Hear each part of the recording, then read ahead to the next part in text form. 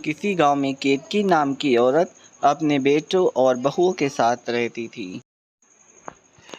बड़ा बेटा सुजीत और बहू शीला माँ की आज्ञाकारी थीं। शीला को परिवार की सेवा करना पसंद था। वहीं छोटे बेटे सुमित और उसकी पत्नी कोमल को परिवार में रहना या उनकी सेवा करना नहीं पसंद था। सुजीत एक कपड़े की दुकान चलाता था, जबकि सुमित को कुछ महीनों पहले इंजीनियरिंग में नौकरी लगी थी। अब सुमित की नौकरी लग गई है और सेठ जी का थोड़ा ही कर्जा बचा है। उसको पूरा करते ही फिर सब सही हो जाएगा। पूरा परिवार पहले की तरह रहने लगेगा। तुमने भी अपने इस परिवार के लिए बहुत कुछ किया है। अपने गहने अपनी देवर की पढ़ाई के लिए दे दिए हैं। आजकल बहुत कम ही गृहिणियाँ ऐसी होती हैं जो अपने गहने दे दें। मैं तुम जैसा जीवन पास साथी पा करके धन्य हो गया हूँ शीला। कैसी बातें कर रही हैं? मैंने जो किया वो अपने परिवार के लिए किया है, इसमें कोई बड़ी बात नहीं है। दीवा जी की पढ़ाई के लिए जो कर्ज लिया था वो निपट जाएगा तो बढ़िया ही है। क्या ये मेरा परिवार नहीं है जो आप मुझे इस तरीके से कह रहे हैं? अपने परिवार के लिए करना तो सबको पसंद है। इधर शीला अपने पति से परिवार के विषय में बतला रही होती है, तो उधर कोमल अपने पति को अपने परिवार के खिलाफ भड़का रही होती है। सुनो, तुम्हें अपने फ्यूचर की कोई चिंता नहीं है? अरे तुम्हारे भैया घर खर्च में तुमसे कम पैसा देते हैं।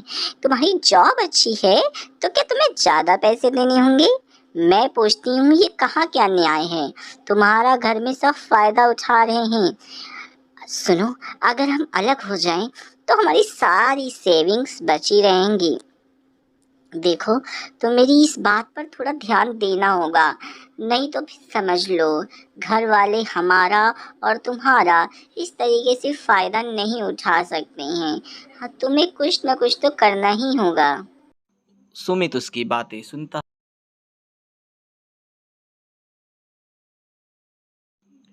एक बार केतकी बैठी होती है। उसके सिर में हल्की सी दर्द होती है। वह कोमल से चाय लाने के लिए कहती, ओ जरा एक कप चाय दे दो। माँ जी, आपको पता है ना आप क्या कह रही हैं? मैंने सुमित से शादी आपकी नौकरी करने के लिए नहीं की थी। आपने मुझे क्या शीला समझ रखा है? अपने मायके में मैंने किचन में पैर तक नहीं रखा। मुझे पता भी नहीं था उस घर में कि मायका में की किचन कहाँ है, और आप यहाँ मुझे अपना नौकर समझती हैं? मेरे पति ज़्यादा खर्चा भी दे, घर खर्च में ज़्यादा पैसे भी दें, और मैं भी घर के काम करूँ। वाह भाई वाह, बहुत खूब। मुझसे काम बोलते से पहले अगली बार आप सोच लीजिएगा। मैं कोई ऐसे वैसे घर की बेटी नहीं हूँ। अगर मेरे डैडी ने ये सब जाना तो नौकरियों की पूरी फौज खड़ी कर देंगे। माँ जी, शीला से ये सब काम कहा करिए, वही आप लोगों की नौकरों की तरह सेवा कर सकती है, क्योंकि वैसे भी आपके बड़े बेटे ज्यादा कुछ घर खर्च देते हैं नहीं। उनकी इस तरह बातें सुनकर के शीला वहां आती है और वह कोमल को समझाती है, लेकिन कोमल शीला को भी भला बुरा कहती है। कोमल, तुम इस तरह माँ जी से बात नहीं करनी चाहिए। वो हमारी माँ समान हैं। अगर उन्होंने एक कप चाय के लिए कह भी दिया तो इसमें कोई बड़ी बात नहीं है। हम सबको तो मिल करके घर के काम करने चाहिए। अरे, घर के काम करने में तो सुख मिलता है। इस तरीके से घर के कामों में, छोटे छोटे कामों में हमें कभी भी लड़ाई झगड़ा नहीं करना चाहिए। शीला कोमल को इस तरह बहुत सारी घरेलू बातें समझाती है। यह सुनकर के कोमल गुस्सा हो जाती है और वह फटकार लगाते हुए शीला से कहती है, करो नौकरों वाले काम, तुम करो सेवा। तुम ये सारे घरेलू काम करो। मैं कोई ऐसे वैसे छोटे मोटे घर की बेटी नहीं हूँ। समझ में आया? मुझे ऑर्डर देने से पहले तुम दोनों अगली बार पूरी तरीके से समझ लेना कि किससे क्या कह रही हो। मेरे पति घर खर्च में ज़्यादा पैसे देते हैं। इसका मतलब जानती हो तुम दोनों? इसका मतलब कि मुझे घर के काम करने के लिए आप लोग नहीं कह सकते। या तो पैसा ले लो या तो घर के काम करवा लो।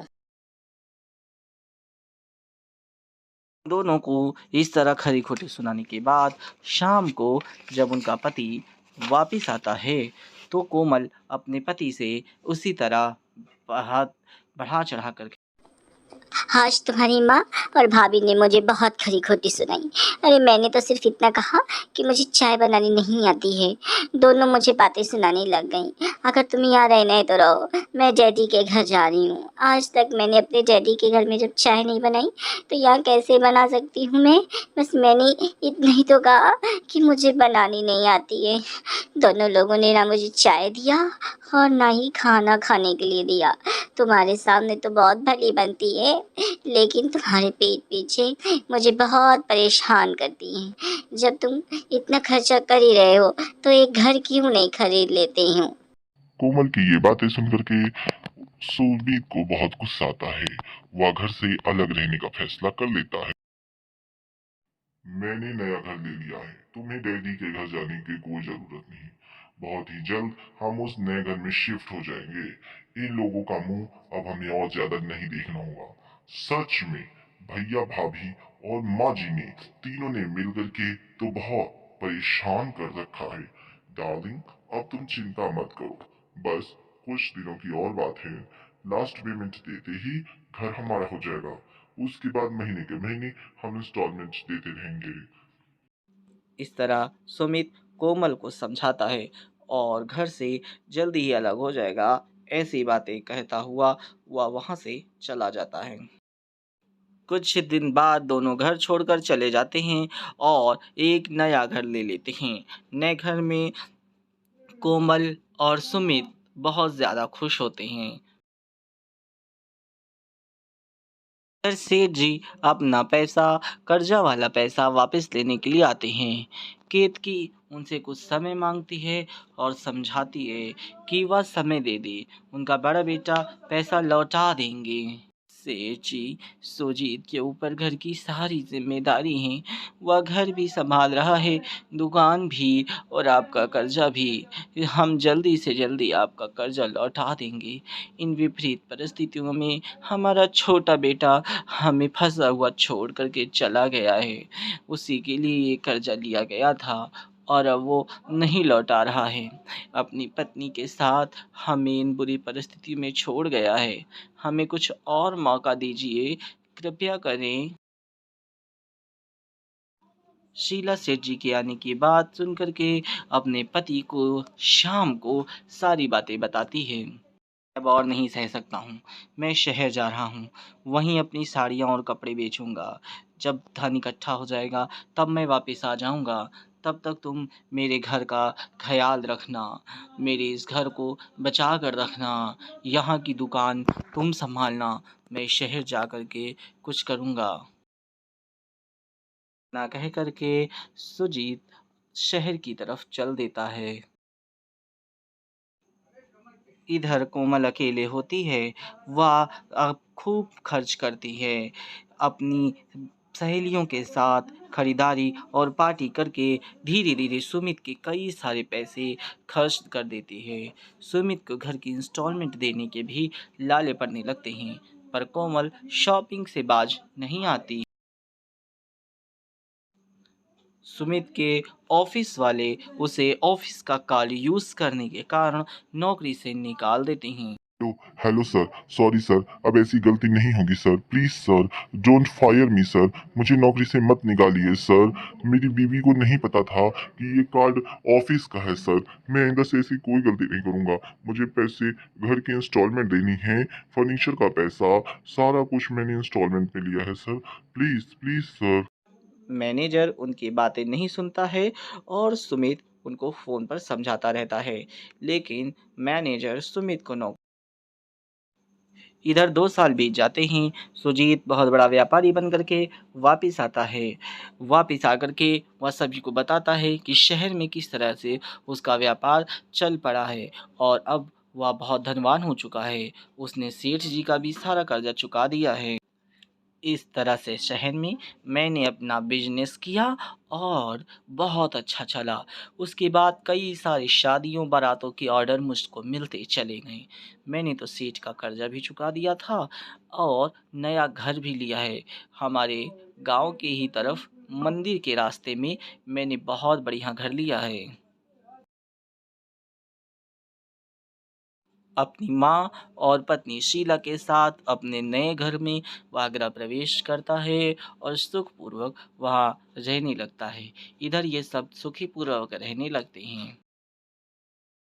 उधर उनका घर छूट जाता है, जिसका कारण सुमित अपनी पत्नी को बताता है।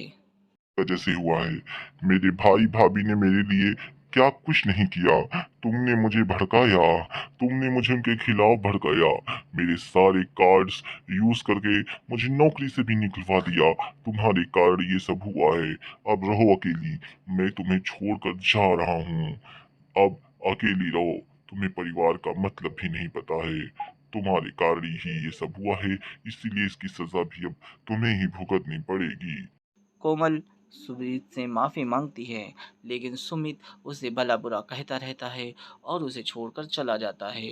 कोमल सुमित अपनी माँ से माफ़ी मांगने आता है, लेकिन केतकी उसे माफ़ी से इनकार कर देती है। नहीं बेटा, अब तुम अपनी पत्नी के साथ रहो।